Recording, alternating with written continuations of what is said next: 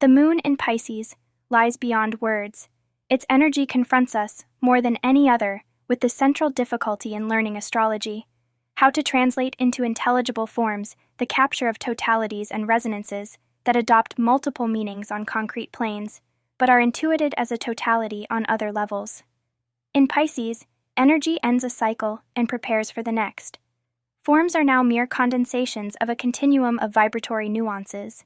In an ocean of sensitivity, each point resonates with the others, in a rhythm that transports it from the whole to the part, and from there back to the whole, in the order that best satisfies the needs of the whole.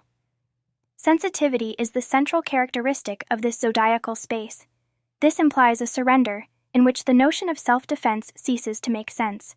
In Pisces, the whole, with its loving intelligence, watches over the safety of its differentiations, which do not need to lose energy in building barriers or containment limits to protect themselves.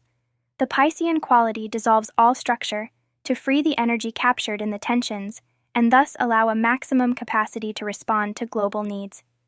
From a sequential point of view, each element must exhaust the unfinished experiences, those for which it has not yet reached the correct sensitivity, so that the cycle is consumed and the energy that will give rise to the next is released. This wonderful pattern, however, causes great problems for the psychic organization of a human being, naturally in need of borders and self-support. For any person with a strong Piscean flow in their birth mandala, it will be very difficult to build a differentiated and stable psychic structure. Describing the complexities of the psychic organization process of Piscean energy systems exceeds the limits, but we must keep them in mind in what we can say about the moon in Pisces. In the previous space, Aquarius, we saw how, as we reach the last signs of the zodiac, the distance between what the energy proposes and the possibilities that humans have today to channel it grows. The moon in Aquarius showed us the stage in which no closed protection is necessary to experience security. In it, the sky itself is the home, and those born in the moments of Aquarian moon leave, for everyone else, the possibility of renewing ancestral patterns of human affectivity. In the following sign, the moon no longer seems to tell us how to build a refuge. It doesn't even propose trusting the open. It only surrenders to the omnipresent, compassionate intelligence of the whole, to focus its attributes in service of those who need protection and care. Being born with the moon in Pisces means being a vehicle for the protection of beings in need, being a bearer of the utmost wisdom about the vulnerability of life and its origins, its needs, and how to satisfy them. The deep contact with the universal protective quality of the living is the attribute of this moon. Making it present for others is its talent. Personal protection will naturally arise in the very care of everything that needs it. During childhood, the child with the moon in Pisces will feel sheltered within a replica of this wonderful womb. Wrapped in this magical bubble, he will never feel abandoned, although sometimes he may seem lonely and absorbed in his daydreams.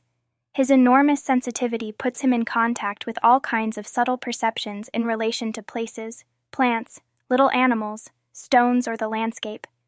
In turn, the connection with the maternal line of the unconscious allows him to live in a sea of warm, protective, and nourishing stimuli. Surrender to his daydreams, visions, and perceptions, in which it is impossible to discern between the real contacts that his enormous sensitivity allows him and his fantasy. He gets used to the fact that it is not necessary to make this distinction. The beatitude of this world without differentiations is a safe and attractive refuge. It is possible that other structures of the chart, and even aspects or positions by house of the same moon, trace a childhood history with disturbances and conflicts, but the presence of that protective field will neutralize all suffering. A rationalist gaze might say that these children evade reality through that fantastic world. However, while it is true that the mechanism of this moon is linked to evasion, there is an enormous real sensitivity at its origin.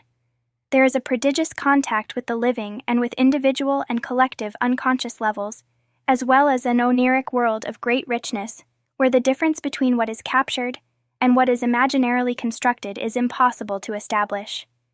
Even more, as we said, for a growing child it is absolutely unnecessary to establish it.